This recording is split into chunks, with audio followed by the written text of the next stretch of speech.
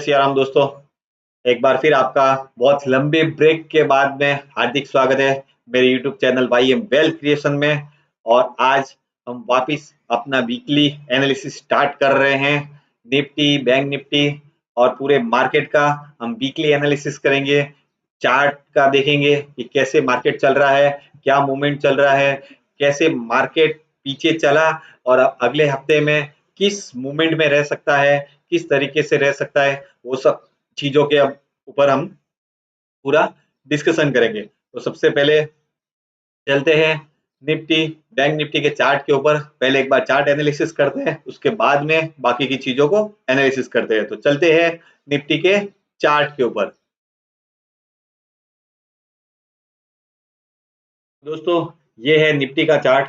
अब इस चार्ट को हम देखेंगे। ये फ्राइडे कल वाला चार्ट है। तो कल खुला ऊपर था, फिर एक बार नीचे गया, फिर अपने सपोर्ट लेवल से ही देख लो।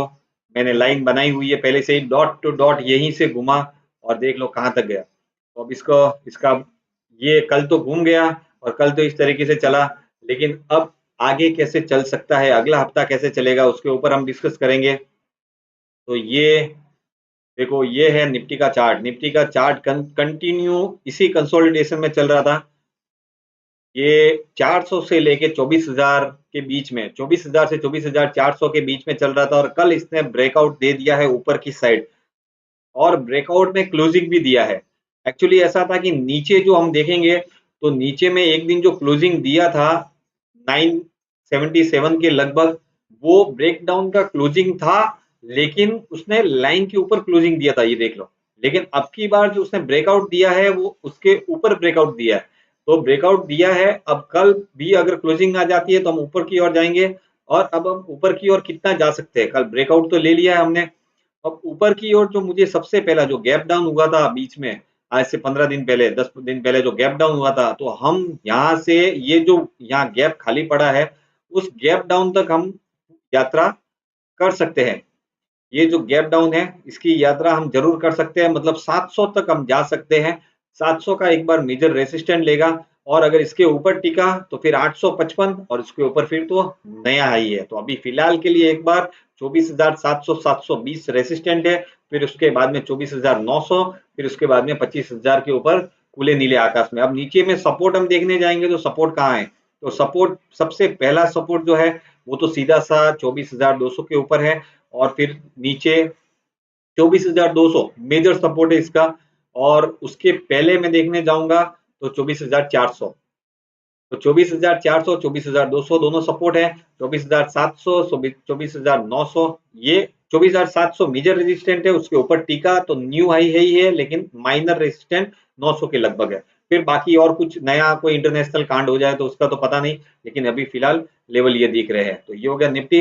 अब बैंक निफ्टी में देखेंगे तो बैंक निफ्टी भी सेम इंटरडे चार्ट तो वैसा ही था, लेकिन अब हम डे वाला चार्ट देखेंगे तो डे वाले चार्ट में ये देख लो पूरा कंसोलिडेशन रेंज है।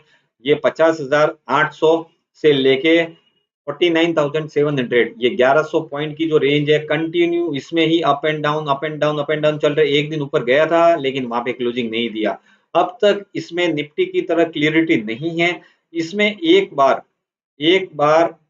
800 के ऊपर क्लोजिंग, 50,800 50,900 के ऊपर क्लोजिंग आई तो फिर उसके बाद में ये भी निफ्टी की तरह खुले नीले आकाश में जाने के लिए तैयार हो जाएगा, लेकिन रेसिस्टेंट इसमें आएगा 51,300 400 के आसपास, ये रेसिस्टेंट आएगा, उस टाइम पे देखेंगे। लेकिन अभी फिलहाल के लिए 50,800 के ऊपर क्लोजिंग आना इंपॉर्टेंट है। 50,800 के ऊपर क्लोजिंग आया तो हम फिर 51,000 51,500 और 51,900 तक की भी यात्रा कर सकते हैं। अब सपोर्ट में हम नीचे देखने जाएंगे तो नीचे में सपोर्ट कहाँ है, तो सपोर्ट सबसे मेजर सपोर्ट जो हम देखने जाएंगे,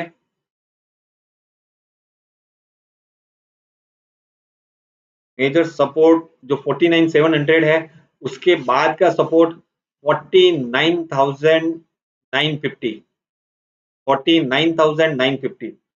मेजर सपोर्ट 49,800 टू 49,950, ये मेजर सपोर्ट है।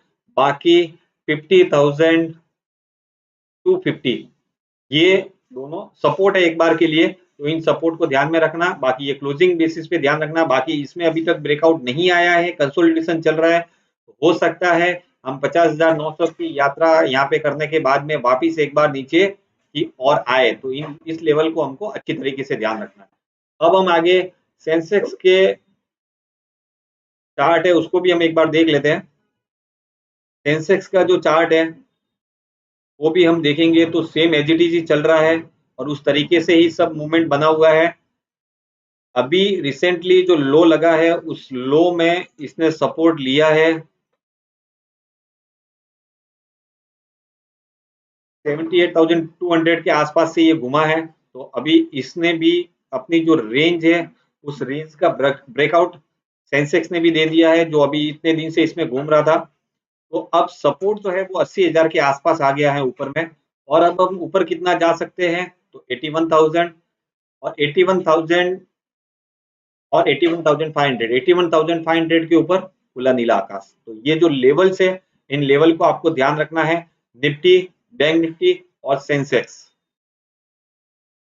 तो दोस्तों हमने निफ्टी का, बैंक निफ्टी का, सेंसेक्स का टोटल चार्ट एनालिसिस किया, देखा। लेवल के साथ में हमको ट्रेडिंग करना है और ज्यादा एकदम ऐसे फ्री भी नहीं हो जाना है कि अब ब्रेकआउट ले लिया तो अब ऊपर ही जाएगा। देखो मार्केट अभी फिलहाल इजराइल और जो ईरान वाला जो मैटर है वो सॉल्व हुआ नहीं है। अमेरिका के डेटा अच्छे आ रहे हैं, कोई दिक्कत नहीं है। हमारे मार्केट अब तक नहीं चल रहे थे। अमेरिका और जापान का जो येन कैरी वाला जो लफड़ा हुआ था उसके बाद से मार्केट रिकवर कर गए हैं और हमने कल ही तेजी पकड़ी है। तो अभी एक दिन दो दिन और क्लोजिंग देख ले, फिर उसके बाद में एक बार क्लियर हो जाएगा कि वापस बुल ट्रेंड में आ गए हैं तो वो क्लियरेंस 24,750 की क्लोजिंग के ऊपर ही आएगा। लेकिन फिर भी डे टू डे ट्रैक करना जरूरी है।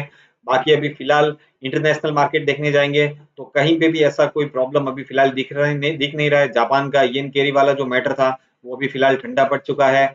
हिंडनबर्ग वाला रिपोर्ट वाला मैटर था तो वो भी अभी कोई अब की बार उसने कुछ इतना इफेक्ट दिखाया नहीं। बाकी ईरान इजराइल वाला है वो रोज बोल रहा है ईरान हमला करेंगे करेंगे, लेकिन अब तक कुछ हुआ नहीं है। अब सबसे बड़ा एक चीज पे ध्यान रखना जरूरी है वो है रूस और यूक्रेन। रूस यूक्रेन मैटर पे कंटिन्यू हमको ध्यान रखना है क्योंकि वहां पे यूक्रेन रूस के अंदर घुस गया है और वहां पे उसने कब्जा किया है। तो हो सकता है पुतिन को कल उठ के ये हो जाए कि यार अपने ऊपर ऐसे कैसे कर दिया और वो कुछ बड़ा कांड कर देवे या नहीं करे या डिफेंड करे, क्या करे, तो उस स्ट्रेटेजी के ऊपर हमें ध्यान रखना है। बाकी अमेरिका की जो डेटा लास्ट वीक जो खराब आए थे और लगा था कि मंदी आएगी और मंदी की आहट में मार्केट सब गिरे थे, तो वैसा अभी फिलहाल जो जीडीपी के डेटा आए हैं या जो सीपीआई के डेटा आए, वहां पे जीडीपी के नहीं सीपीआई के जो डेटा है, महंगाई के जो डेटा आए हैं वो कंफर्टेबल आए हैं। हमारे यहाँ पे भी महंगाई जो गवर्नर साहब ने कहा था कि 4% के नीचे आएगी खाने पीने की महंगाई, तो कुछ हम सोचेंगे तो अब की बार वो भी 3.5% आई है। तो ओवरऑल 75-80% सब कुछ पॉजिटिव है। 20% जो नेगेटिव है वो अगर पॉजिटिव के ऊपर हावी नहीं रहा तो हम बुल रन को ट्रेंड करते रहेंगे और कहीं पे अगर हावी कर गया तो हमको थोड़ा संभालना पड़ेगा। तो यही सारा कुछ एनालिसिस है, यही सारी कुछ चीजें हैं अगले वीक के लिए। और अगले वीक के लिए लेवल है, लेवल को ध्यान रखते हुए चलना है। बाकी अच्छा लगा वीडियो तो लाइक करना, सब्सक्राइब करना, अपने फ्रेंड्स नियर डियर ग्रुप में इसको ज्यादा से ज्यादा शेयर करना। बाकी मेरा इंस्टाग्राम जो अकाउंट है YM वेल्थ क्रिएशन उसको भी आप फॉलो करते रहिए। वहां पे भी कभी कुछ चीजें मैं अपडेट अपने हिसाब से देते रहता हूँ। बाकी टेलीग्राम चैनल है मेरा जहाँ पे मैं मार्केट के बारे में और कुछ शेयर्स के बारे में कुछ भी अपडेट्स में हल्की फुल्की जो भी चीजें मैं मार्केट और कुछ न्यूज के बारे में वो सब देता रहता हूँ। वो फ्री टेलीग्राम चैनल है, उसका लिंक में डिस्क्रिप्शन में अवेलेबल है, तो आप उसको भी ज्वाइन कर सकते हैं। फ्री टेलीग्राम चैनल है। बाकी मेरे प्रीमियम लर्निंग ग्रुप जिसमें निफ्टी, बैंक निफ्टी, ऑप्शन और कमोडिटी के ट्रेड्स रहते हैं, और अगर आप वो ज्वाइन करना चाहते हैं तो आप कमेंट कर सकते हैं यहाँ पे या इंस्टाग्राम में मुझे डीएम कर सकते हैं। और अगर आप प्रीमियम लर्निंग ग्रुप की परफॉर्मेंस देखना चाहते हैं तो मेरे इंस्टाग्राम अकाउंट पे मैं डेली ज्यादातर करके मैं अपनी परफॉर्मेंस डालता रहता हूँ, तो वो भी आप देख सकते हैं, उसके बाद में आप ज्वाइन करें। तो ऐसे ही आपका प्यार बना रहे, लाइक सब्सक्राइब और शेयर आते रहे, मोटिवेशन मिलता रहे, और कुछ इंप्रूवमेंट करना है तो उसके लिए भी आप कमेंट करते रहे, बने रहे मेरे YouTube channel YM wealth creation के साथ में। जय सिया राम, जय हिंद, वंदे मातरम।